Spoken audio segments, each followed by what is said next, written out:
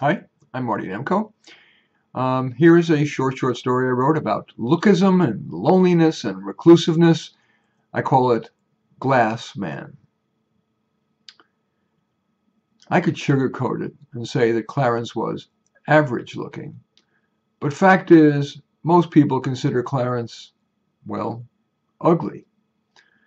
People look through him like he were a pane of glass. Indeed, he called himself Glass Man. And when Clarence looked people in the eye, especially attractive women, they'd avert their eyes. In retrospect, Clarence said, "I can't believe I actually did this, but I was so desperate for attention, I rubbed poison oak all over my face so I'd get the sympathy vote.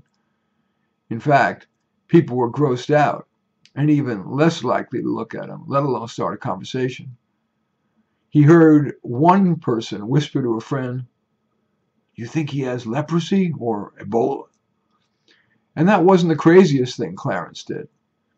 To get attention, even though he was perfectly healthy, he told his family he had cancer. He was not a good liar, so when his family asked, "What's the course of treatments and prognosis? Can we drive you to treatments? Who's your oncologist?" His lie was quickly discovered. They yelled and yelled at him, "How dare you make us worry so much and for nothing? Be authentic, damn it!" So Clarence tried that.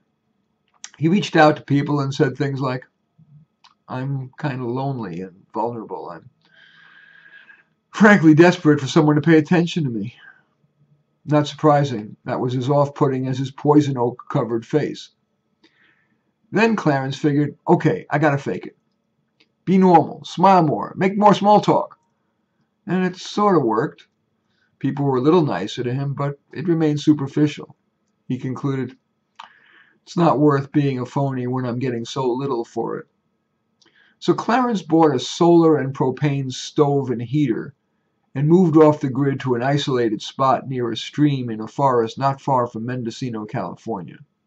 He grew his own fruits and vegetables and drove his bike into town to pick up necessities. He managed to get himself approved for disability so he didn't need to work. Thank you, taxpayer. That lasted a year. At that point, Clarence was very lonely, and so he took jobs in town as a house cleaner. His clients were happy with him, and many had more extended conversations with him than he had previously.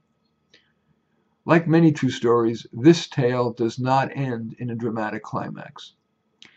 Clarence moved into a basement studio apartment in town, made casual friends with a couple of the town's homeless people and bar denizens.